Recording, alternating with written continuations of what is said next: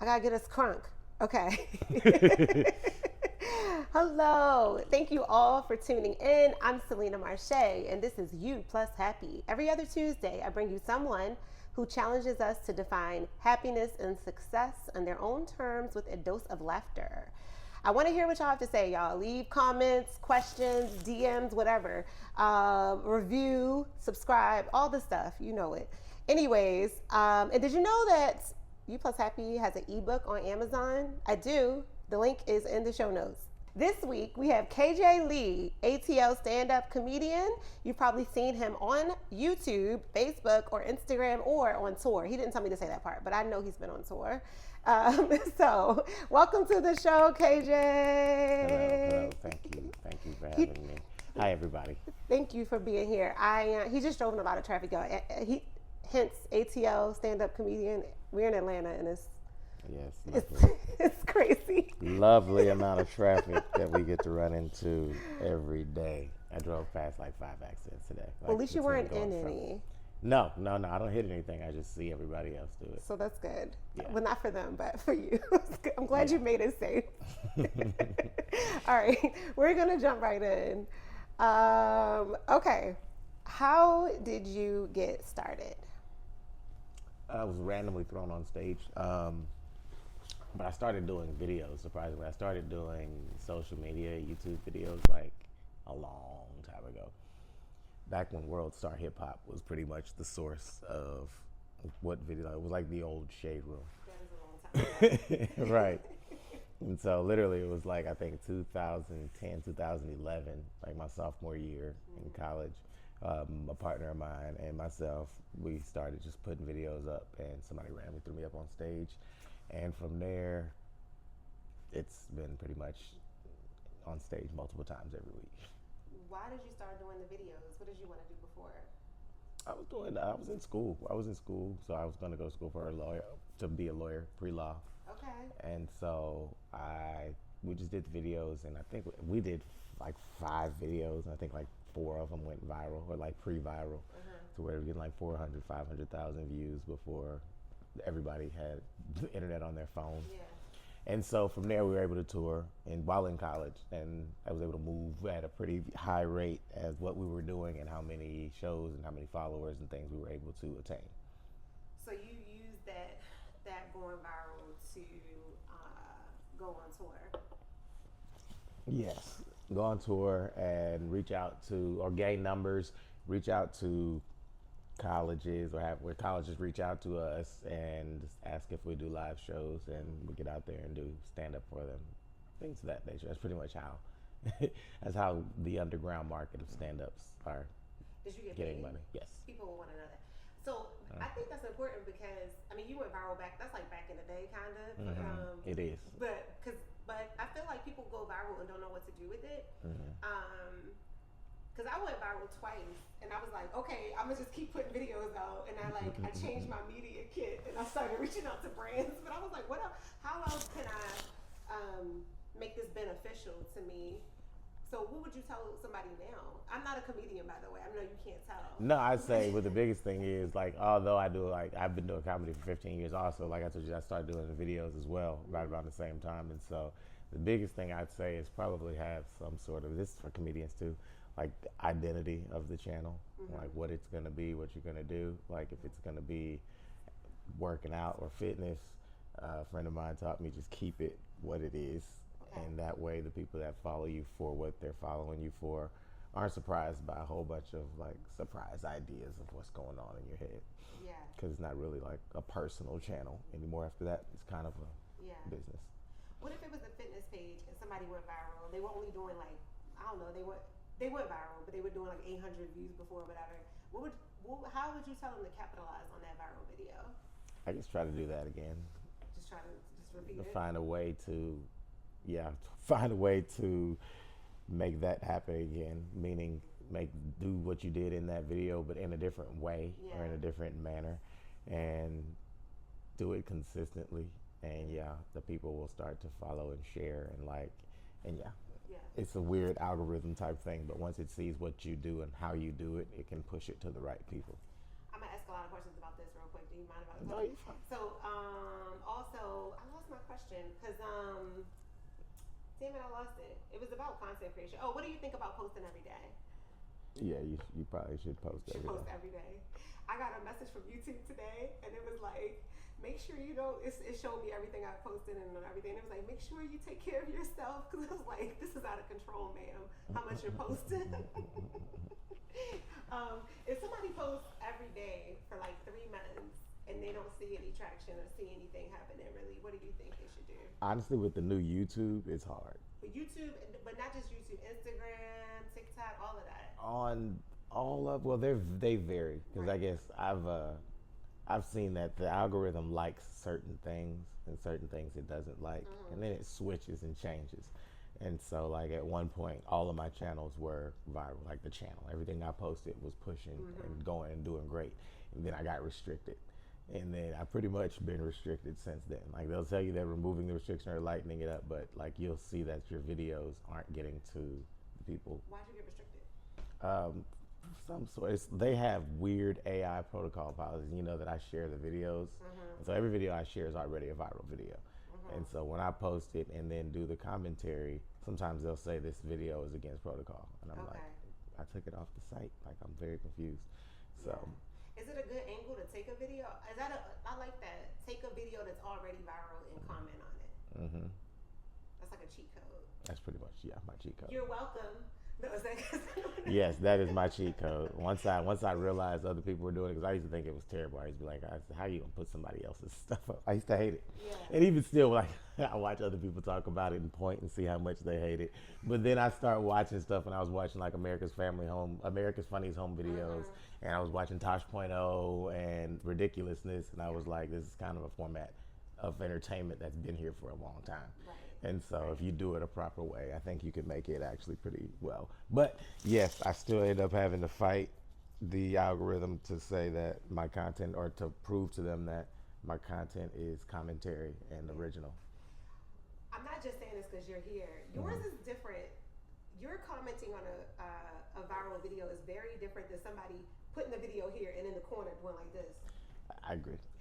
And also because you are a comedian, and I admire comedians. I'm like obsessed with that career. I listen to a lot of comedic podcasts, not comedic, but podcasts about comedians talking. I love it, and I think people don't respect that. If they don't know what it takes, they don't respect it in a way that nobody. It's a real serious It's thing. the most disrespected thing I've ever done. I I would rather be a male stripper. I'd rather be a male stripper. Trying to strip for straight men. I take that amount of shame and say it's equivalent to this, because this is it's not easy. Just because it takes so long for somebody to care. Because realistically, like when I have to think about it from a outside perspective of me not being the comedian, you're realistically trying to tell jokes and make people pay you. Yeah. That's crazy. In the grand scheme of things, it's like that's a pretty crazy business scheme. Take it to Shark Tank. People are singing and you pay for that. People And people sing in the shower. It's the same. I used to watch Comic View and tell jokes in the shower. Like, Funny thing is, to be a comedian I used to love Comic View, and I never even thought about being a comedian when I was watching Comic View. I used to just love watching it. I used to be like, oh my goodness. And then when I saw Kevin Hart blow up, I can't lie. When I saw Kevin Hart blow up, that's when I was like, I think I want to be a comedian. No, and I used to watch Comic View, and I'm like, I'm gonna see if I can not laugh. So I would be by myself, and then if they made me laugh, I was like, they good. I used to play all these games when I watched it. I was obsessed, and I wanted to be a comedian, and that's when I became started looking at it. And I like what Steve Martin said. He was like, I take my comedy very seriously. Yeah. It's like this is our craft. Even my little silly skits. I mean, it's silly to them, but they take hours and they take a lot of work and coming up with the concepts and the angles and stuff. And I take it very seriously. So I want comedians to get the respect that they deserve. Yeah. And that's why I said what you're doing, the stitching videos. I don't even know if it's stitching videos because you're making comments on these videos, but you're telling jokes about it. You're not just in the corner going like. No. I don't listen, do whatever y'all want, but that's so I don't like it. I'm gonna send you a video. It's hilarious. A friend of mine is a comedian, and he posted a video saying, "Hey, don't repost none of my videos doing this little stupid shit right here because I'm gonna report you. I have my videos here so that you can't download my videos and do this silly shit." And another comedian friend of mine reposted the video doing this. That's funny. I was fucking I was like, if I had a dying. friend who said that, I would do that. Oh man, I didn't even think to do it. He's sitting here pointing and agreeing like this. I'm freaking dying. Funny. I was dying. I wanna. I want to. I didn't know I was gonna say this. I wanna like people tell me that you know how like Kevin Hart said he would go to Eddie Murphy's house and run jokes about him, and comedians run jokes about other comedians. I want comedians to come to me with their jokes and I make them funnier. That's like my dream job, since I ain't gonna do the actual comedy. Right. All right. You're like, I want to tell my jokes through you. Yeah, And if they don't work, you embarrassed. Well, I got some good ones. I'm gonna tell them. I ain't gonna tell them right now. I got a good trans joke, but it's like it's so respectful. I love trans jokes. And it's also respectful. I think it's good. If it's respectful, let's hear it now. I'd love to hear a respectful trans joke. Well, it takes too long to set up, and I don't want people to get her career. Okay, I get it. Yeah, we'll have to shorten the premise and then present it to you guys professionally. My comedy would be like take a while, like would take a. It's not those quick hitting. It would take some time to build up to those. So that's the kind of comedian I would be. Anyways, so let's get to. So I'm curious because I saw on your Instagram you went to Morehouse. Yes. And so you went for law. Is that what? Political science. Political but science. pre-law. That's how it goes. Yeah, pre-law was the track, but it was called political science was the major. So you went. How'd you go from that to I'm gonna make these videos before everybody was making videos? Because what did you have at the time? A BlackBerry, a flip phone? What did you have? No, actually, I had a friend of mine because Morehouse actually didn't have a multimedia major. So a friend of mine was in the Clark. He went to Morehouse with me, but he was in the Clark multimedia program because Spike Lee had like a program at Clark that the Morehouse kids could join. So he had a camera, and we used to use it. He shot and edited, and he had like this really big Jerry Springer style camera, and we literally, we can see. So we were literally looking through, because we're writing some new stuff. We were looking through some of the videos the other day, and it was the same stuff that's out today. It was just before its time. Wow. It was funny. But what made you just did it because you had a friend that was like, let's just do this? Yeah, actually, he was. When he first started it, he put a couple signs up on campus, and he was like, "I'm looking for some people for some stuff," and I was just like, "Oh, fuck it, I'll do this with you." And he was just like, "Okay, bet." And so I think 3 or 4 of us were doing it, and then a couple of my friends also came and helped, and so about 5 of us were doing it, and yeah, we did it for about 3 years throughout school, and then about senior year, people started to disperse, going to different areas, doing what they do in life, and that's when I moved to Los Angeles. I'm like treating you like an aunt because I'm like, this is so far long ago. Do you feel like an aunt now? This was before everybody had. Oh no, I started at 19, so I'm an aunt. As far as this goes, that's 15 years ago. I forgot you said you moved to LA. Oh wait, so what made you want to do comedy though? Because stand-up comedy and videos are, I would imagine, very different. They are, and I guess the one thing I'd say that I kind of do regret is listening to older comedians when they kind of said that the video comedians aren't real comedians. Right. And so, of course, that made me just say, okay, well, let me go ahead and focus on stand-up comedy and just be on stage. When truth be told, stand-up is hard to get further than the people that are looking at you tell the jokes. Does that make sense? Say it again. It's hard to get further than the people that you're giving the live performance to. Okay. So, I got you. So even if I perform for, say, I guess what's my biggest crowd, I think I performed for about 1,500 people during a homecoming. And I've done great. They loved it. It was hilarious. They didn't know who I was deeper to reference. Like, you know what I'm saying? Like a DC Young Fly. People know him from his page. They've watched his career grow. He was one of the first people to blow up from like Instagram, and he's on Wild 'N Out, and he's got all these other things. So seeing him live is a lot more personal of an experience for a lot of people. Right, And so I say that's really the biggest difference. But what made you want to do stand up? Because the stand up is bigger. Stand up's the biggest one, I guess. You know, the stand up is the pinnacle and it's hardest. Yeah. And so you want to do the part that's hard. Yeah, you want to do the challenge and yeah, the challenge. What made you go on? Oh, you said your friend made you go on stage, and then you just fell in love with it. Yeah, first time I did it, I did bad actually. Yeah. I mean, that's typical. It was bad, but it was good. It was weird because it was bad because of what I was saying and to who. Like it was like a neo-soul poetry show. It was literally a poetry show, and I go in there and start talking all types of noise about natural women.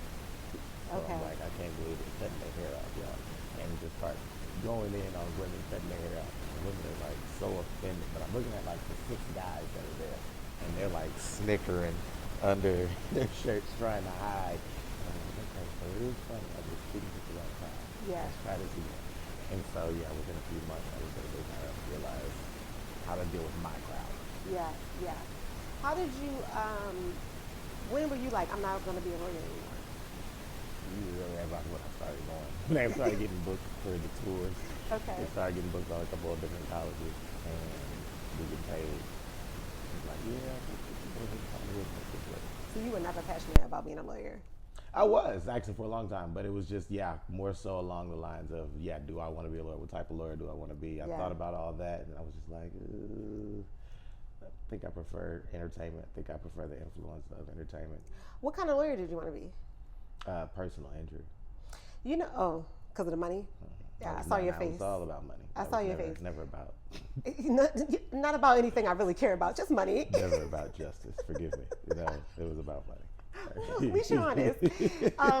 You know what's funny? When I was young, I wanted to be a lawyer too, but I think I equated that with I wanted to perform, and I didn't know I could like act or do whatever I'm doing now. Yeah, and litigating is very different from like the rest of law. And people don't understand it. Like I interned, I was working at law offices, I'm sitting in here, I'm like, oh, this is really what it is, huh? And then I also seen like lawyers are kind of snappy and mean because of their jobs. Yeah. So I was like, I don't know if I want to be like that. There's so many lawyers that I know that quit being a lawyer. But most of them stop being a freaking lawyer. Yeah, a lot of them because it changes your personality. The ones that stay lawyers end up being those sharks. And it's like, it's one of where it comes into your personality where you end up arguing with the mailman about a package missing. Like they took your package where it's like, maybe it really is lost in logistics. No, that's wrong. And be like, come on, bro, don't be that way. I've met people like that.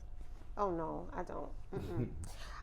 But when I realized that, I was like, oh, I really just want to perform. And that's why I wanted, because of course, our only lawyers I knew were the ones I saw on TV, and that's the performance of it. Because it isn't a performance when they're doing their little spiel and their closing speech, and the glove, if the glove doesn't fit, you must have quit, and all these little dancing. You know, that is literally a performance. So I think that's the part that I was like, but then when I realized what it really was, and I was like, that shit's 6 months. I was like, ooh, it's not gonna be fun for 6 months. No, 8 people in that courtroom. No, they're not gonna be entertained by me. I would pull something out. Did you, when you went on tour, did it feel the way you thought it would feel? Because there's things that like I dreamed about and I got them, and it didn't feel like I thought it was gonna feel. Yes and no. Okay. So yes, and the fact that like you are being paid to be in different places on the time. You got a schedule that you're running. You get like people waiting for you and treating you a certain way at each event. It's great. But then you gotta get there. Your accommodations aren't vacation style. You know, you're not a superstar. So, right. Like the places that you're staying at, you might be sharing like one of those little queen bed, 2-bed split rooms with people and things like that, or driving 8-10 hours in a day and performing, driving 4 or 5 hours. And so it's just like, oh my gosh, sometimes. But the people you're with are cool. You like the people that you're with and things like that. And you're having a good time. I think it's pretty dope. How do you stay healthy on tour? You know what I mean? Like the food, like I'm thinking about eating out. I think about these things like logistics. Like, and then are you drinking every night? Because I'm sure you get free drinks. I'm drinking every night. So how do you keep yourself together? You don't. Okay. No, I guess it varies. I haven't been on like a super long tour. My tour is the longest I've been on tour before. It's been like 2 months, and so That's a wow though. it's a long time, but not. I guess in a sense of there's guys who do hundreds of dates. Yeah. There's guys who do like 400, 300 days, 300 not 300 dates, but 300 shows in a year, and you're just like sheesh. And Dude, you're just like those guys have those guys are hard to. I don't know how they stay healthy. They gotta actually make it a point to live a certain lifestyle because that's every day and the only thing they do. And I kind of like, even when I started my career, I was like, my goal is more so to split that to where I'm able to film and shoot, whether that's film, TV, what internet, a portion of the year, and then to tour a portion of the year because I never wanted to tour year round. I got life.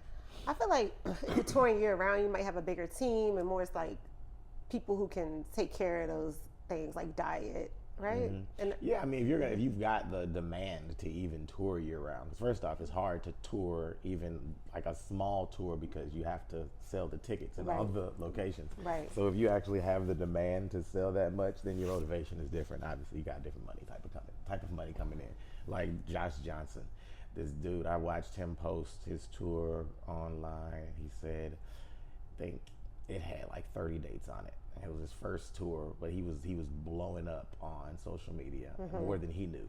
And he put the first date on there, and his comments, I guess, kept saying, "This is where you should come. This is where you should come." And then he said, "Hey guys, where should I plan my tour?" And then I saw him post it again. It was like 100 freaking cities on there. It was so packed, and it was like 3 shows, 2 shows. It was like halfway sold out. It was crazy, and I was just like, "Yeah, but you can tell your demand." Like I have a friend, another friend, who can pull up to a city, send a tweet, and say, "Yo, I'm out here. I got a show tonight at 7:00," and sell out. And he knows that. So it's funny when people try to book him on shows, he'd be like, "No." Right. He like, "Why you not gonna let me book you? I'm gonna give you the money." He's like, "I don't need you to book me." He's like, "I can sell out the venue. So there's no like, I'm paying you basically." Yeah. And it's just like, it's very hard for people to understand that when it comes to it. I'm like, I definitely understand it. It's like, if I don't need you, because I do my own shows. So, so like I do my own shows. And so it's like, if I got a show that's gonna pack and push and pull out, I'm like, you gotta be able to actually do something besides sell my name. Yeah, that's what the internet has done. Like, it's cut out so much of the middleman, you know? Yeah. Sucks for the middleman, but hey, it is what it is.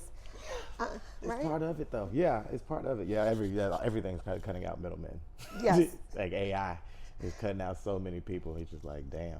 That's what I remember when I was young on Family Matters. She came home. She was like, "They cutting my job because of the elevator gonna move itself or whatever." And I was like, "Damn, you just gotta go with the times."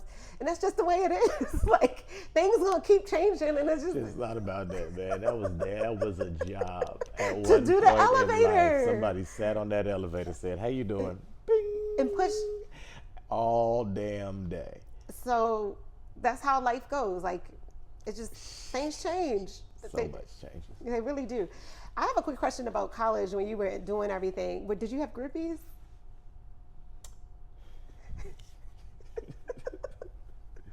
Not really groupies. That's a weird word. But yeah, I had ladies that were open to meeting. Well, why is groupies a weird word? Because Do people still, they don't say that no more? Yeah, no, groupies would be like, I went to Morehouse. So celebrities were really on campus. Okay, You know what I'm saying? okay. So like Big Sean came through. Big Sean had groupies. Right, You right, know? right. Kendrick Lamar had groupies. This is even before he was as big as he Yeah. is. But yeah, those were groupies. I had ladies, like, they knew me.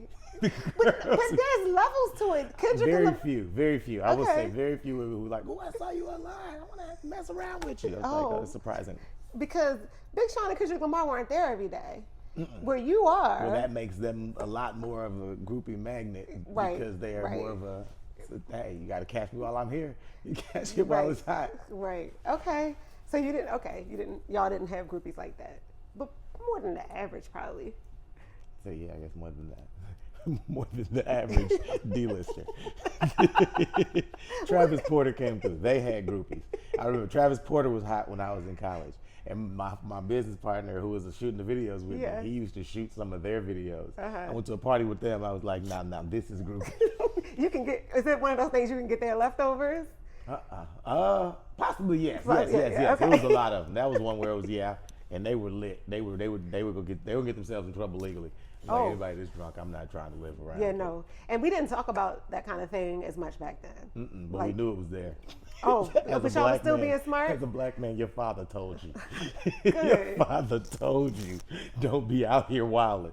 And you know when you be like, I think this is a little wild. This is gonna be hard to explain in court. You know what I'm saying? Okay. It's not a standard situation. Yes, we want to get the sober girls in the library. There you With some- go. okay. The church ladies, the very, Yes. very nice girls, not the ones who's making decisions they can possibly regret. Yeah, that's a good note for everybody. There you go. You talked about the worst advice you received. Well, not the. I don't know if that was the worst, but when the older comedians they didn't have that foresight. Some of them didn't have that foresight to see where comedy was going with the internet. Yeah. But what's the best advice you received? Stay on stage. Don't take it. Don't. I say yes. One guy said it. Basically, it was like, I don't give people advice about their journey. I was like, that's real. Yeah. It's just like, I'm going to tell you what I did, then you go try it. It doesn't work out for Yeah. you because it's your journey and my journey are not the same. So I don't give people advice about their journey. It's like, Right. do what you feel is right and follow your heart. I was just Yeah. like, oh, that's some real stuff right there. That's the best advice. There's Mm-hmm. no advice. Don't. Okay. My whole show is about giving advice. No, that was just his advice, and that was more so because he's a comedian, and Okay. so comedians, like a lot of comedians, really struggle on their journey and where they should go, and like, because I mean, you could go anywhere realistically, like you could go so many places with it. So a lot of people don't really realize the avenue they want to go or make selections on how they want to do it. Sometimes ever, but sometimes Yeah. for a long time. Yeah. And so, yeah, like they are wandering in a sense. What's your goal in this, in comedy and in entertainment? Just to be able to live comfortably off of touring half the year and making content The other half. the other half. Well, yeah, like the content's going to go for the full year, but within Yeah. 6 months, shoot a year of content and then tour 6 months. And if Oh. I'm able to do those two things, that's really all I care to do. Yeah, I love that about the internet of like being able to shoot a bunch of content and then schedule it out or whatever. Yes. That's my favorite because you could take a week off if you want, whenever you Yes. want. I got a friend who has his stuff. He says he's 3 months ahead. I was like, 3 months. Damn. Most I've ever been is 2 weeks and thought I was killing it. Like 2 weeks and I'm knocking it out the park. And this dude was like 3 months ahead. I was like, you got so much time to brainstorm on what your next idea is. Yeah, I need to do that. Yeah, he shoots about a long time ahead, but his stuff isn't necessarily well. You know, with comedy, I guess there's stuff that's always going to be funny, but then there's stuff that's going to be trending. And so, yeah, the always like the standard stuff, I think you just shoot and plan out for a long time, and then the trending stuff, you kind of just save time to, hey, we got to get this up and get it out. How do you find your videos? The algorithm sends me my videos, And you It's just it's very Pick crazy. and choose? But yeah, every time I open my phone, pretty much like it used to be a lot of, like hip hop news and like the reality stuff, and now it's just crazy, silly, wild stuff that like literally that comes from everywhere. And I just open my phone, and we could open it right now, and it's gonna be something crazy like 2 monkeys fighting a cat. And I'm wow. like, that's what I see. And then you just talk about that. What so comedy, as you've mentioned, is hard, especially touring. Well, just like you, because you compared it the shame, and you said you'd rather strip in front of straight men because it's that hard, that difficult. What makes you keep doing it? A psychopathic Yes.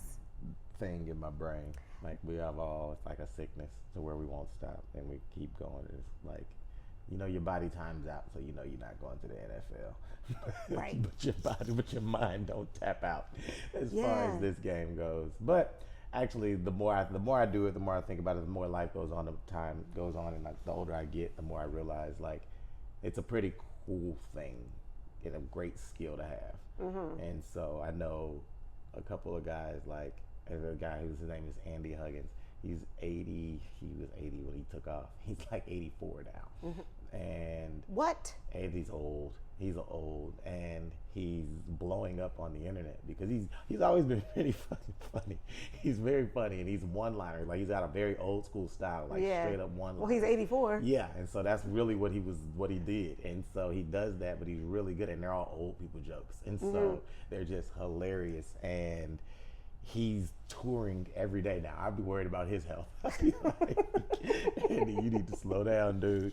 Because I think he was doing international. He was like in Germany or like Brisbane or something. Wait, he I'm didn't like, make it wow. until he was 80? Yeah, no, he didn't make it. He was like 80. When did he start? I don't know when he started. That's the part that's got me. I don't think he started at a really early age. If he did, he took a break. But yes. Gee, if I started at 20 and I don't make it for 60 years, I don't know if I got that kind of. Realistically, though, I guess the logical way to think of it is, if you stop, for sure. Oh, I know. I've stopped before. You stop, it's just not gonna happen. I had to. I stopped for like 2 years. Why? Because I had just had my son, and I was trying to go ahead and get like financially set up a different way to where I was like, you know what, I'm just gonna work, just do this. And I was making money, and stuff was good, and I was able to purchase and like live like I hadn't before. But I was just like, it's not as much as I don't like it. I don't like it as much as I thought I would. In a sense, to where the fulfillment and just being able to pay your bills doesn't necessarily work as much as me being able to pay my bills. Right. Were you sad when you weren't doing it? In a sense, yeah, a little bit, I will say. But also kind of like relief, because this could make you sad. Sometimes you need a break. Why? How does it make you sad? Just kind of like a hamster wheel feeling some days. Yeah. To where you're just like, I'm running, but I don't know if I'm going anywhere. Yeah. How do you deal with those days? Because I deal with that too, of like my example, I've been posting every day on TikTok for like 100 days. And I just posted about it. I got 15 new followers. TikTok is weird. And it was like, I was like, I'm gonna just, like you said, I'm gonna keep going, but I gotta pivot or something. Like, I have to change up my content, keep trying stuff. But it's like, it can feel, it's tricky. Discouraging. Yeah, discouraging. To say the least. But yeah, I would say this is what I did when I actually like started to gain growth online, because I for a long time was trying to figure out how to pull it online, but then I realized it was a very quick couple decisions. It was like 3 or 4 channels I went and looked at, and I just looked at how many videos they post, what they post, like how often they do it, like how many people are commenting, what other social medias they have. I looked like deeply into one person's page, like how are they pushing their stuff, how they're pushing, but one that did stuff like I did or like I wanted to. Right. And then just tried to pretty much copy that as much as possible and see if people started to notice and pay attention to the change, and they did. And it worked. Yeah, I'm looking at, I ain't gonna say who he is, but I admire this one guy. I've seen his growth over like 15 years. Oh, wow. And maybe 10. I was living in LA. That's what I wanted to talk to you about, but I saw when he was like me, and now he has 2 million followers. He's doing really well. And so, but he's a comedian though, so I have to remember, I like what you just said of like, I need to look at people who are more aligned with what I'm doing. Come on stage. That's funny. Yes, actually, we used to work together. Really? Yes, I used to work with him at All Dev Digital, and I did a couple of shows with him and another guy that blew up. It's been kind of big, named Big J Ski, I believe his name is Big J something. How was it? Super dope. It was dope as heck. It was clean, and it's hard for me to do clean.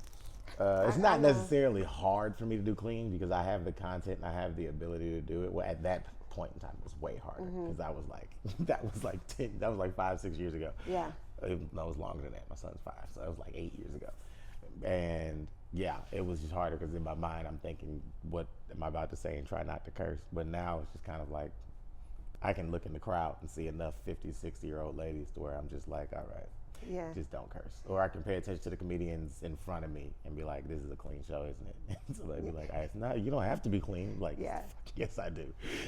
Yeah. Because once you curse a couple of times and you drop enough B words, they like, they're tapping out. Yeah. But I admire his career because I was living in LA and I saw his videos on YouTube, and it was like very low number. But I wasn't looking at it for that. I wasn't even ever thinking I would be a content creator. Sometimes I still wrestle with that. I'm like embarrassed. I used to judge content creators, but he's like doing it for a bigger, like you are not just like, look at my morning routine. I don't, those people, like, I don't want to be an influencer, I guess is what I'm saying. And Yeah. I want to like really, I'm like Steve Martin. I take it seriously. I think I'm really talented, and I want to be, I don't want to be some joke online. Like, but so I admire the people who are like, I have this vision Well, don't take it too serious. for my, well, no, well, I want to be respected. Respected, but you can dance. Yeah, I'm You know what dancing. saying? I'm So your doing my dance video dancing. did Yeah, great. yeah. So it's like, yeah, But- take it seriously in as much as like take it serious in how you post. But Right. Not, I mean, that's like relaxing and having fun and stuff like that. Yeah. But I never want to be like an influencer, like just the influencer. Like, look at my makeup or look at the like. Yes. That's I'm not judging those people. That's just not where I want my career to go. No, I fully Because I understand feel like a real talented person. Like and I work hard to be good at Right. it. Just like what you like. You're a comedian. You've been on tour. You've put in this real work. Right. Like, and I think there should be some level of respect that Always. differentiates me from somebody who's like, look at my lip gloss. Yes. I'm busting my ass, so It's excuse funny. me. It's funny. No, I meet girls that are comedians sometimes, and I see ones that do that, and I'm like, you better than me, because if I was fine, if I was a pretty lady, I'd wear the shortest skirts possible on stage. Does that work though? It's worked for a few girls, but no, it doesn't always work. I It will works. say. It depends, but because there's levels to being pretty, so Yes. it works for different people. And I feel like with comedy, you still, no matter what you look like, you gotta earn it. Still got to be freaking fun. Yeah, at the end of the like Low you can, key hurts you to be pretty in comedy. 'Cause, I've heard. Yeah, it's low key not a good thing for you to be attractive in comedy. Like, yeah, we prefer the fat dude. We prefer the short Damn. guy. Yeah, them fat dudes make me jealous. I get so mad. Oh, I get so mad sometimes. I'll be like, oh, this fat ass ain't even talk. And they fucking laughing already. Are you saying overweight men don't bomb? Huh? Are you saying the overweight guys? No. There's very unfunny fat dudes out there, but there is a jolly nature that comes with being a fat dude. And if you are funny and a fat dude, people love you. A friend of mine named Teddy Ray, he was really big, and he was a really big comic, and he was hilarious. Now, Teddy Ray was really, really, really think I funny. know who that is. Yes, and him and Kevin on stage used to do a lot of stuff together. He passed Oh yeah, away. I know. Yeah, yes, he was passed very away. double Rest in peace. double cheeked cheeked up on a Tuesday. That's Yeah. my boy. Yeah. Yeah, he actually put me on the first stage I got on when I was in LA, in the hoodest spot in LA. They were literally telling stories about thug dudes in the crowd, and was like, that man got shot and then drove himself to the hospital. I'm in the room like, I ain't never heard of nothing like that. And I'm coming from the ghetto. He said, drove himself to the hospital. But yeah, in other news, yeah, sorry, Teddy Ray took me on a tangent. That was my dude. I got you. Wait, why did you move to LA? I mean, I think the answer Because obvious, I thought that's what you were supposed to do, and I thought that's what you needed to do, and it took me a while to realize that I had more traction in Atlanta and Houston. You're places that from I- Houston? I'm from Houston. How long have you been in Atlanta? Since college. Yeah, okay. You just went. Morehouse is a cool school. Morehouse gave me a scholarship. Yeah, Morehouse paid me. I ran track. Oh, really? Okay. And so, yeah, I got a scholarship and came out here. I liked it out here How long did you live in LA? for 4 years. Did About 4 you years. did you like it? No, I didn't like it either. I despised LA. I did not like it either. It's funny because people be scared to say it. I despise that shit. That shit was awful. I hated it. I hate to- Everybody I meet who lives in Atlanta now, who lives in LA, did not like LA. What Every didn't you person I like? met from the South hated LA. What didn't you like about it? Just the living conditions, Like- partially. The living conditions and the lack of black identity. Meaning, I knew black people and I knew there was a black Yeah. identity and I knew where they were, Right. but it was so small and segregated to its own Yes. cluster of the city versus out. And I'm from Houston, so I'm like, I'm not from only Atlanta. Like, I know Atlanta is like the black Right, Wakanda. right, So I'm right. like, I'm from Texas, dog. I'm from a place that is pretty freaking white. Mm-hmm. And it seemed like there was even, no matter where I went, there was black people or like different type of representations mixed together. Versus in LA, it's like a lot more segregated. And that goes down to who they're hiring at jobs. It goes down to who gets the apartment, who gets to buy the house and the real estate.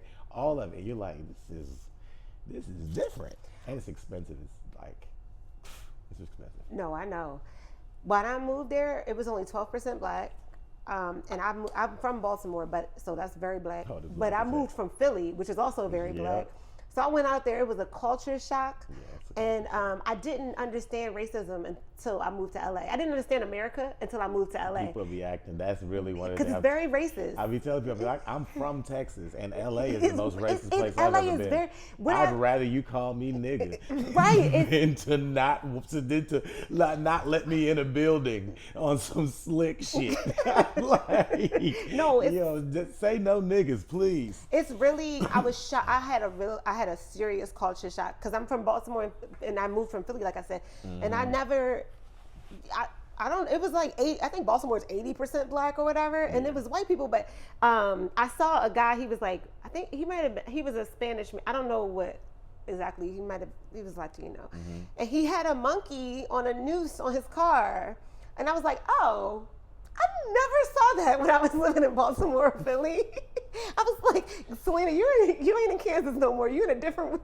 Listen, you far away from home, honey. I was going to my car, which was not even my car. Somebody was letting me drive their car, which was like a 2000 Benz. It was a 2000 Benz. It wasn't even no nice new Right. brand new Right. 2000 Benz. It's some Asian dude randomly.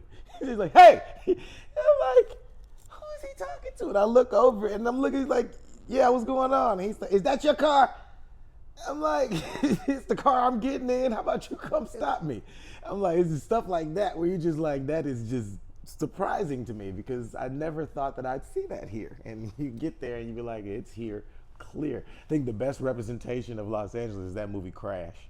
Like if you've ever seen Yeah, Crash, I have. It was a long like, time ago. that is by far the best representation because it's very, very segregated, very, very heated, very, very blow up in your face style. But I mean, still good people there. You still meet good people. You can't act like everybody's there is bad or the city itself is bad because I can say I met more great people than I did bad people. It's just when everything's expensive, it's like the AC don't work.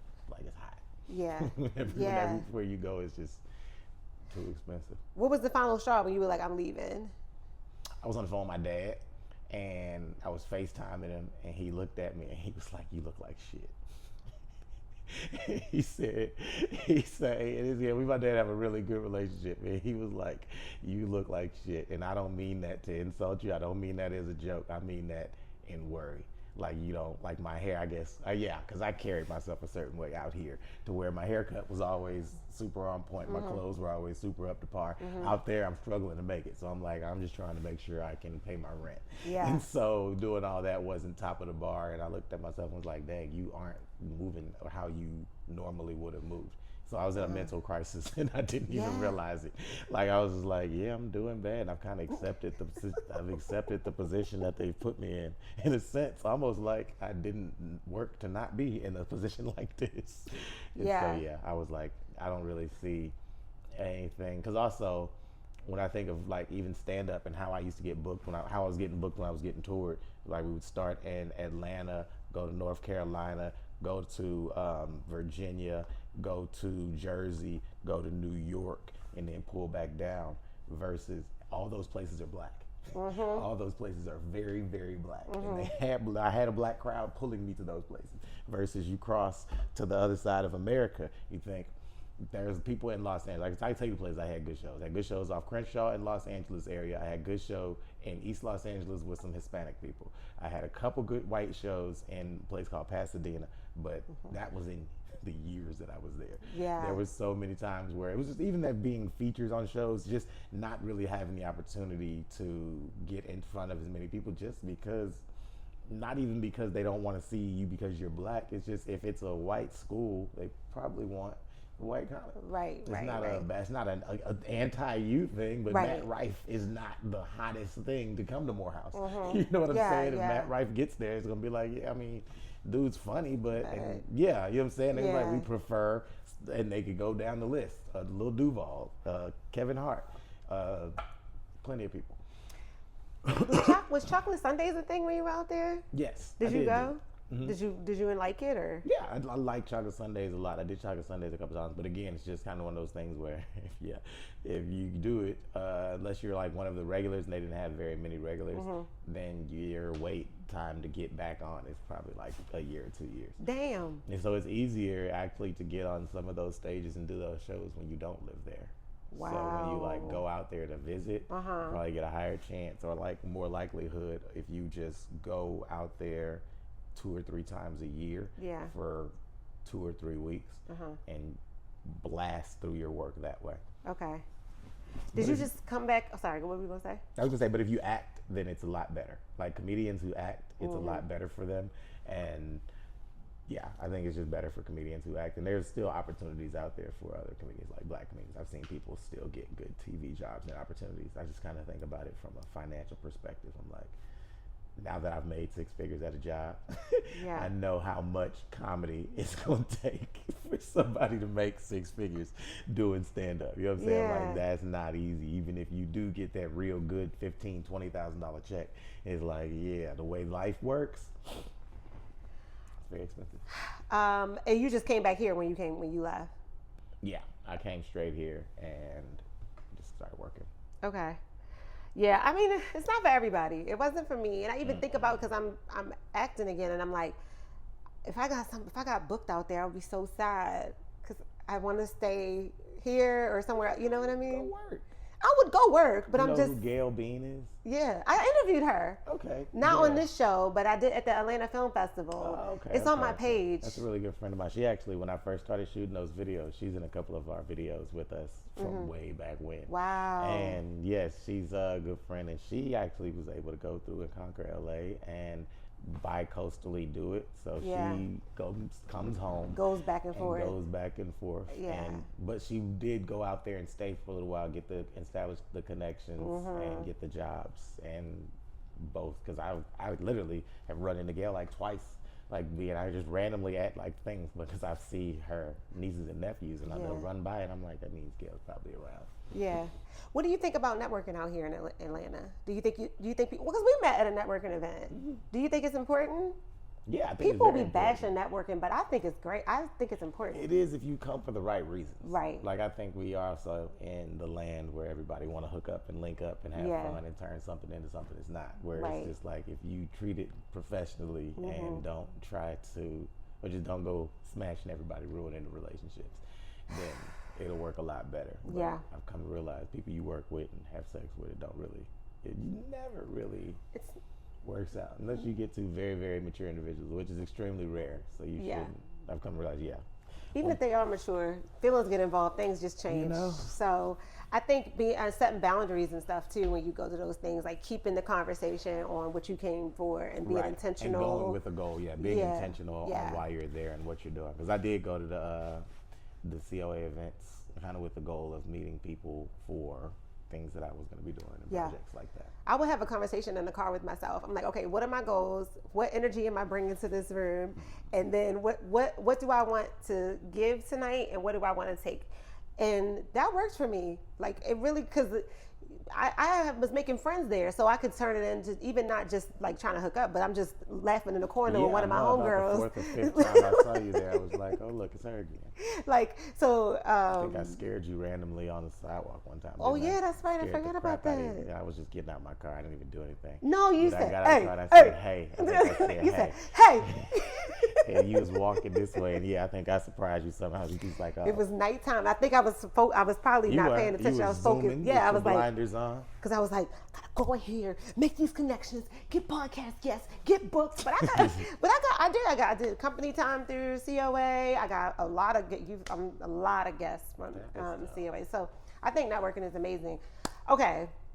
They need to bring back the COA. They do. I told Gary. Gary's been on the show, and I always talk about COA.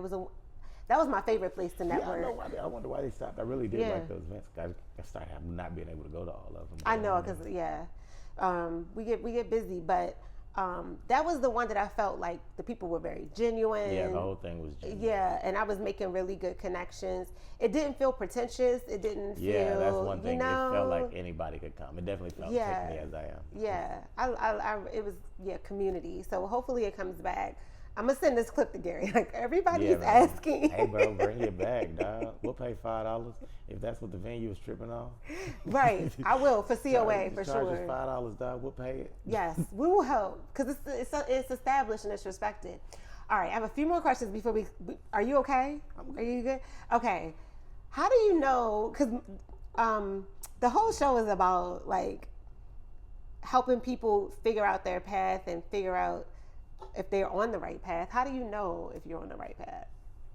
Oof, I'd have to say that's between me and God, because I have struggled times where like I don't think I could go ahead and switch up and not do this because I want more money or I want more consistent stability and things like that. But then also realizing when seeing people like Kev on stage, as well as multiple other creators, where you see just like you can make it work. You can make it work in a multitude of ways. And a friend of mine, like these are guys, I can tell you, because I've been doing it so long, I've seen so many guys take off. I guess that's another thing. Like I was literally here when Carlos Miller was doing open mics with me. Wow. So yeah, so he was hosting them. It wasn't just. Okay. Let's straighten that out. He wasn't like one of the comedians trying to get on the open mic. I was started after that point. He was hosting the open mic. Like he was the head nigga when I started. But yes, since then, seeing where Carlos Miller has gone and taken off to, it's just like, well, you wanted it to happen because you were just like, hey, that dude is funny. But it's also like, yeah, I've seen it happen with Ali Sadiq. I literally was same situation. He was hosting the spot. I got to go ask Ali for some time. Ali let me up every week. And it's watching and seeing where he's been able to go, and the fact that these guys are like some of the biggest like guys on the internet now, and they did it without Hollywood. Because that's one thing that really kind of has a lot of us down is the fact that Hollywood isn't what it was. Right. And we wanted it to be. Yeah. You know, it's like as much as it's died, we wish it didn't. Because as a kid, when you were just talking about Comic View, you were watching it, and literally my brother and both my brothers and my sister and me used to sit down like right before bed, and we used to just watch like an hour of comedy. Because you know, like when it came on BET, they bleeped it out and they made it to where it was cut to where it wasn't very bad, and our parents weren't tripping, so we literally loved it. And I can still tell you something, like I would meet, like even being a comedian now, like Ronnie Jordan. He's one of the first comedians to do shows with me. And I can tell you when I met him, I was like, oh, you the dude that do Fat Nigga at the Door. And he was like, yeah. I was like, that's crazy. And just being like enamored at the fact that I saw these people at home and I'm working with them now. But yeah, also just hurt at the fact that I've seen so many really, really, really funny comedians not get that opportunity to just be on on a BET Comic View that is run properly, because they've tried to bring it back, but it's always a weird money type of grab. It's never just used as an opportunity or as a show, which is why, like, I don't know, Kill Tony is so popular, and I'm like, it's just an open mic. It's weird. It's literally, he's doing an open mic and he's got millions of people watching every week. It's mind-blowing to me. But it's just kind of how the system works. I don't know who Kill Tony is. He does this podcast where he invites comedians to wait outside, and he calls or draws names from a bucket, and a couple of them, they come do 1 minute of comedy, and then they'll kind of interview them comedically for about 3 minutes, and he invites famous guests. Like, he's a really good comedian. Like, I will say, like, when I was in LA, there's another guy I just randomly did a show with. Right. And just randomly, like, he did a show with me at the Comedy Store. We're doing a show called Crack 'Em Up, and this dude is how I knew he had balls. He was doing Bill Cosby material during the whole thing. Okay. Like, it had just came out, and he's up there making pudding pop jokes. And I'm sitting here like, yo, who is this white dude? And Wow. he was so confidently doing it. It was funny. And I was just like, yeah, that dude is cold. So I messed with him. But I didn't realize he was already kind of big at the time. But when I meet people, I just kind of meet them as they are. Yeah. I don't really Google people's name as I meet them. But I ended up seeing later, I was like, this dude is huge. And, you know, he ended up doing the Republican National Convention. Oh, I heard about that. Yeah, Okay. and it was not necessarily the best crowd for them, but it worked out for him, I'm sure. I think, and I don't know if it's the same for comedians, but the more I get into this business, the more I realize it's not, the talent is like the smallest part, you know? It's like Yeah. the business side of it is way more important, and how you move on the behind the scenes, how you parlay things into making things. Does that make? No, it makes very great sense. That's great sense because I try to think about people like Shia LaBeouf has been one of my favorite people throughout okay. Hollywood. Like even Stevens, I was a fan of Okay. Shia LaBeouf. I was like big fan. Like I love him. He is hilarious.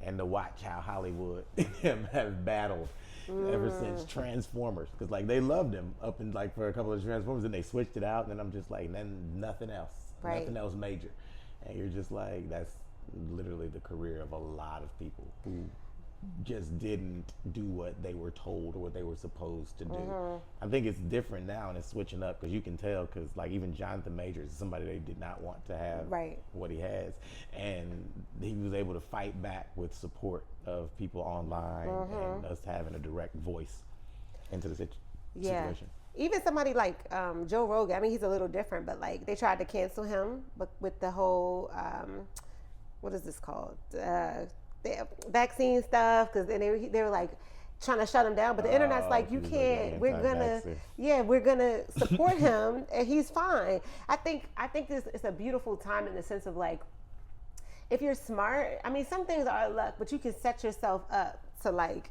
be good for the rest of your life. Yeah. You know what I mean? Like we were talking about with that middle. If you know how to cut that out and just, I think, going at it from all these different angles, your goal, then like you can figure out how to make something.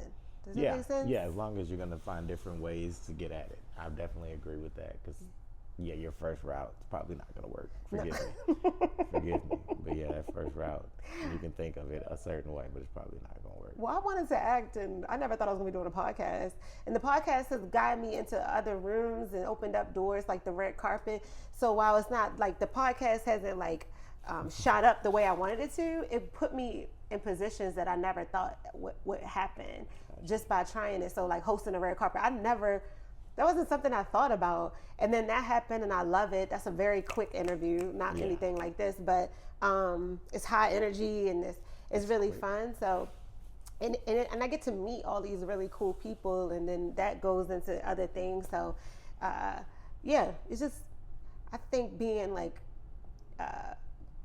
open and being able to pivot a bit. It's a large part of it, is being able to pivot. Because let's be real, how many guys in the NBA thought they were LeBron James? Most of them probably was like, I'm going to be next LeBron. I don't care how you put it, I'm going to be the next LeBron. And it don't work out like that for everybody, because guess what? There's only one LeBron. And that's not necessarily a way to say that Steph Curry's not just as important as LeBron, because I actually like Steph a little bit more for certain points, certain things.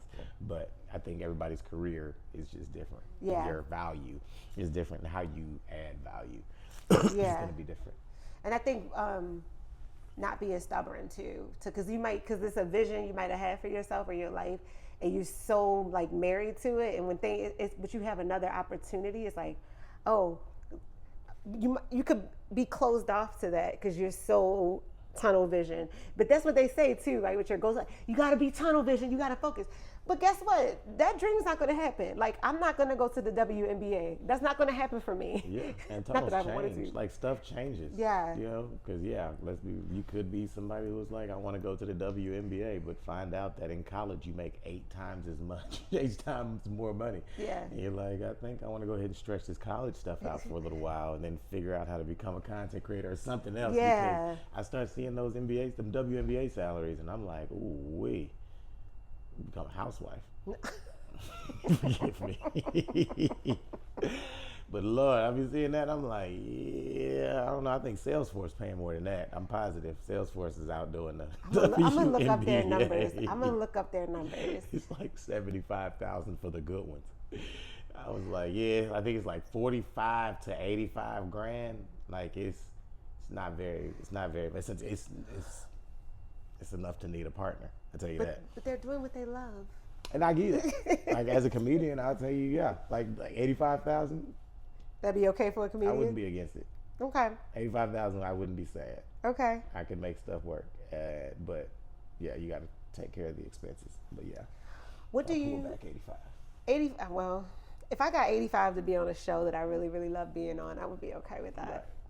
If I was getting 85 for doing this. You can take care of yourself, you know. Yeah. You just want livable. I think sometimes people yell out numbers and they go crazy. But I'm like, if you give me a livable wage at this job, I ain't got to be here all day. Like I can make money a bunch of other ways. But Yeah. if you can do what you love and pull back a decent amount of money, Speaking of that, and the whole show is, what does success mean to you? just being able to not have to compromise my morals, live a certain way, and do what I would like to do. Does that make sense? So, yeah. Not have to, I guess the one big thing is not have to, I guess, make content so much to where if I have to make it, or if people like a certain type of content, I feel myself having to make that because that's what people like versus making a certain type of content and just making that because I think that's what I like and that's what's good and I want to put out. So it gets harder because when when you're getting paid from it and then when more people are following you, you kind of like want to do what people like. Right. But then it's hard to also remember why you started. That's a really good thing to. I'm gonna make sure I don't put out any videos. I'm saying this for the audience that I wouldn't want to keep doing. You know what I mean? Like the dance video, I love doing those. So luckily it did well and I can put out more. Okay, But like videos are cool. But like, and they can get better and all that stuff. But like, I'm gonna make sure I don't do any content I wouldn't want to keep doing. Because if those are the videos, you know what I'm saying? Because then you put yourself in a very tricky situation. But I also like to look at what's the name. I look at Kev on stage and his method. He kind of does everything. I know. That's why I be looking. He literally, he's a personality to his page. And that's why, because I see other guys with 2 million followers, and I'll meet guys and comedians all the time with 1 million, 2 million, 1.5 million followers, and then like, how have I never seen your stuff? Like, I see his stuff all the time. Other people have seen it, other people are sharing it, other people are posting it. And I'm like, why is his ecosystem seem like it's so much larger if y'all's numbers are the same? Yeah. And so I'm like, maybe y'all's followers aren't authentic. Maybe his are just are legitimate supporters. I got another one of my friends, it's Trey Mo. I'll say his name. A friend of mine, Trey Mo. He literally, he's got supporters. Trey Mo sells so many shirts. Like he bought his own printer. Like when I walk in his house and I saw it literally a refrigerator-sized printer, I was like, "What the hell is this?" And he was like, "That's my printer for the merch." And I'm like, "You sell this much freaking merch?" And he was like, "That's not even all of it." He's like, he only prints some of it. He said, "I print what I can." And so that's because the people who follow him have been following him for like he started before me. And he never stopped. Yeah. And so Trey was one of the original. I call him one of the original YouTubers because literally it was Soulja Boy and then Trey. Well, I don't know what's his name again. Trey Mo. I think because it's not a lot of personalities online that I like keep up with. But Kev on Stage I do, and I think maybe what he's done that's like brilliantly, he makes you feel like a friend, but he's also talked about how he's private about certain things and he scaled back and talking about his marriage and stuff like that, but he makes you feel like a friend. Like he got a dog and he shared it with you, so he's going to go get that's something you send your friend, like, I got a dog, look at this, or whatever. He gets something he's excited about, you know, or he talks about a show he watched. That's the stuff you talk about with your friends, like, yo, did you see this new show? So I think obviously he's a comedian and he talks about he's a comedian first, but I think for me, the reason I've kept up with him, he's entertaining, but he also makes you feel like, and he seems like the people he keeps around him are genuine. And God. Cause what? And God. What about God? He pushes, I mean, he's a Christian, and the Christian audience is very supportive. Oh, okay, I can see that. And so, yeah, people that like, because I have, it's one of my biggest like issues in comedy is I started with a Christian audience, and I still have like a large Christian audience, and so I do shows, and a lot of people from my church come back to my shows and will watch me perform and do certain shows, and their support is heavier, and which also is why I have a thing where I want to do clean comedy, but I don't want to do clean comedy. You don't want to do clean comedy. I've seen you. I don't want to do clean comedy, but I want to do more Christian-based comedy without it being clean. I'm trying to figure out a way to make it work without like being super far overboard. But yeah, you can't use bad words and talk about the Bible as much as I do to say that. You can't? You can, but I curse too much.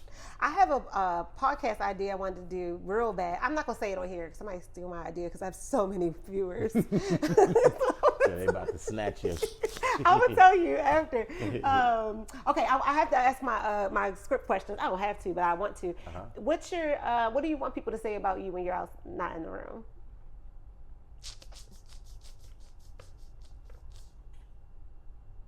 Genuine, good person, legit. I don't know, just real.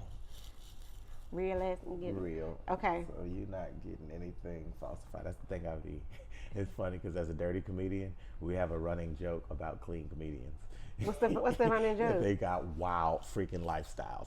He be like, dog, they be literally like, he's like, when I go out, I might do some crazy stuff, but not like clean comedian crazy. Really? Bro, you know who Bob Saget is? Well, clean comedians be crazy. Like clean comedians, because it's almost like, yeah, you know, like Bill Cosby was a clean comedian. Like they try to, it's almost like you hiding something. In the Was sense Bob to where Saget clean though? Bob Saget was technically, yeah, he was so clean. He went off the deep end and stopped being clean. But he was when he was on Full House. When he was getting his biggest checks. But he even said that character was gay. You know, I didn't say that. He said that. People used to think that's how he really acted. And then when they saw him in real life, it was like, is that the same dude with the glasses and the polo shirt? That's not Danny Tanner. Okay, but I feel like his stand-up was, I know, I saw like bits and pieces of it. I don't remember it. I was too young because Bob is gone way It was now. wild. Okay, when we hang out, what am I saying? When we stop this, I'm gonna tell you my trans. I'm gonna tell you the trans joke and the what else I gotta tell you? My podcast idea. Okay. You busy? No, that's the guy. You don't respect my show. They're disrespectful, man. Who? Somebody was talking noise, and I started reading it, and I was gonna let it go, and I was like, oh, he talking When my shit. show gets to millions of views. No, I'm not being disrespectful to y'all- your show. I y'all- just get hate on the internet sometimes, and it pulls me in. Does it mess with you? Not afterwards, no. Oh, okay. Because I'm gonna say the mean thing I'm thinking back to him. You and gonna- get, you and gonna get in do it? trouble. Absolutely, I'll take it. And guess why I I don't stay do it. restricted. I don't Don't get- do it. You shouldn't. I don't get in the That's comments. That's why I get restricted because I'll come in. I will reply. I'm about to tell you the truth though. I was just telling our producer Anthony in the building. All right, we have technical difficulties because this is an indie podcast. All right, we're back. We're closed out. Maybe that was a sign. Do you have anything else before we close out? Yes, you guys can follow me online at KJ Lee Official on all social media platforms. KJ Lee Comedy on Facebook, and yeah, post videos there all the time. And that's it. I appreciate you guys for having me. Thank you for being here. And do you have any shows coming up in Atlanta? If you're in the Atlanta area, this will be out tomorrow. Okay. Yeah, I got Juneteenth. I'm doing a show at a place on Peter Street, downtown Atlanta, called we call it the Laughing Library, but it's called Peter Street Station. Very small show. It'll be pretty nice, pretty intimate. Probably will sell all the seats. And so if you follow me online and check any links in the bio, you can RSVP for that one and get on the list. Just because it's a taping with some really funny comedians. You actually came to the last one. We didn't get to talk about It was very funny. I forgot we didn't get to talk about it, but yes, very good shows, very funny comedians around Atlanta, and like we said, comedy's not respected, so I try to put us out here and give my boys some respect in this game. It was a good show. So if you're in Atlanta, June 19th, Juneteenth, that's a month from now. Check out the show. Hit the, all that will be in the show notes. The link in my bio, yes. Yes. Okay. And so I'm going to close this out, y'all. Thank you, KJ, for being here and for sharing your time with me and inspiring listeners to redefine success for themselves. You can find out more about KJ. You can find out more about KJ where he just said, check the show notes. And thank you I don't usually shoot this late, so I'm a mess. No, you're okay. fine. Thank you, listeners. Thank you, listeners, for tuning in. And again, I ask that you subscribe to the U Plus Happy YouTube channel. It's all kinds of stuff on there, y'all. It's skits, it's red carpet stuff. It's me talking. I'm about to put some war videos up. So I'm gonna start posting about the war soon. Which one? The war? Tune in to see. Yeah, the Cold War. That's the one I'm gonna start with. Oh, it's funny. I like talking about the wars. I Really? just learned about that shit. I just started learning about You the talking wars. about the Cold War or the Vietnam? Which one? The was Cold. that I think it's called the Cold No, War. the Cold War. Because I've been watching. I watched lots of the documentaries Really? on the wars. Because they got a Vietnam one out right now, and Vietnam wasn't nothing but Iraq with Asian people. Except them Vietnamese people was whooping our ass. The Vietnam thing was crazy because it was like, imagine somebody coming to fight you in America. No. The army ain't even gonna be your biggest concern. Think about it. Like, the army's gonna be a problem, but all these people in all these apartments and all these places, they not about to just let you come take over the country. Correct. And so that's who America was fighting in Vietnam. They say that army had 1.4 million women when we wasn't even allowing women into the military. And so we sitting here, they fighting a whole civilization. They was like, these Americans got us like really messed up. They think they're gonna come over here and win a war. And so What year was that one? Vietnam was, don't get me lying. Okay. I want to say the 70s. Oh, yeah, okay, because okay. it was during the 60s to 70s. It was during the birth of the hippies. And it was when America finally realized that the government is dirty. Okay. You should watch it, because that's when I learned about what the Watergate was. I didn't know what Watergate was. I just knew the term, and that the dude got kicked out. But I didn't know what happened. What happened? Yeah. That's how I feel about all the wars. And matter of They fact, don't be telling us what happened. That's the thing. now I'm gonna look and then I researched it. It's not the Cold War, it's Gulf War. That's the one I'm gonna talk about. Okay. I'm gonna talk about the Gulf War. That's the one. Because I didn't learn any of this in school. I went to Baltimore City public schools, no offense, but also offense. They didn't teach me shit. So I'm teaching myself. And I wanna give it the information because it's boring, right? To a lot of people, but I wanna make it fun. Yeah. I think like learning stuff yourself is a very different experience than learning it from being taught as a teacher. Because I literally just watched a 5-episode documentary on the 5 hours on the Vietnam War. But it was dope because it told you, it had like people from Vietnam telling you what happened. 'Cause it was like, you're not going to get this from a historical story in America. Like, they were telling us that the president was lying. Like, every day, Vietnam, they was coming on, they was saying, America's doing its best. America's winning this war. America's doing great. And whole time, them Vietnamese was working Americans. So eventually the journalists start showing documentaries, and the soldiers were like, they're coming from everywhere. The soldiers were beat. They were like, they're everywhere. Like, there's nothing we can do. And you start seeing their footage. They got holes. They got trees. They got little dunkaways and alleys. It's the home field advantage. I'm like, bro, you sitting here shooting like this. These niggas is out in the gopher hole, just cutting your ankles. I'm like, yeah, bro, that was probably the scariest situation in the world to be in. I'm gonna look that one up. Yeah, I would recommend that one. Oh, I started with the Gulf War because it's the shortest one. But the other ones are longer. From it's a documentary on it, because honestly, I can tell you the Gulf War. I don't even remember all the details on the Gulf. It was in the 90s. I chat GPT'd a lot. I looked on Wikipedia, and then I came up with some stuff. Did you YouTube? No. Oh, you better find one of them YouTube. I just was because I don't want to influence my videos. I want to make some videos. I'm gonna make a video on it, and I don't want to get. Like, I'm trying to make my video like their video. Find you a boring AI reading and showing you those pictures. Like, they got some really old stuff. Because that's pretty much what I do, is I watch old YouTube stuff. I like old YouTube stuff too. Because this audio book I read that I'm gonna recommend to everybody called Black AF History. Black AF History? Yeah. I'm gonna look it up. Taught me a lot about Black history that I never learned. Really? Yep. Black AF History. Taught me about the first Black people being in America that weren't slaves. Talked about how the first slaves that came to America revolted and kept beating up the white people. That's why they came back. I've heard and was all villainous and evil to us afterwards, because they was like, you got to do them a certain way because them niggas is dangerous.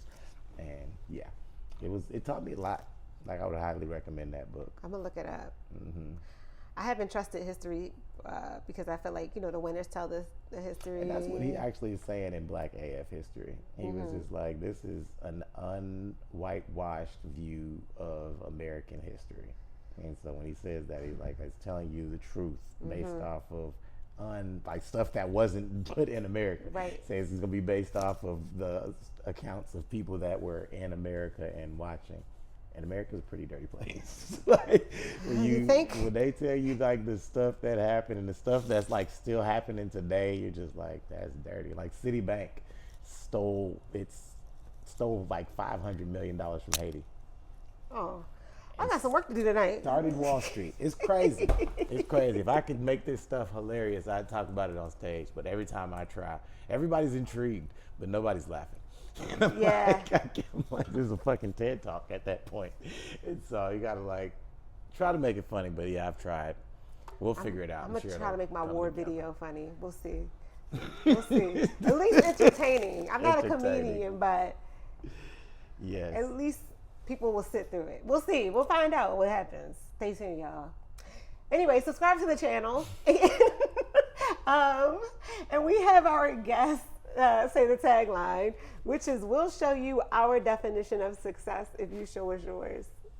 I'm gonna say that. Yeah, it's long. Okay. You Yes. got it? We'll show you our definition of success if you'll show us yours. Yeah, we did it. Bam. Okay. Thank you, everybody. Thank you.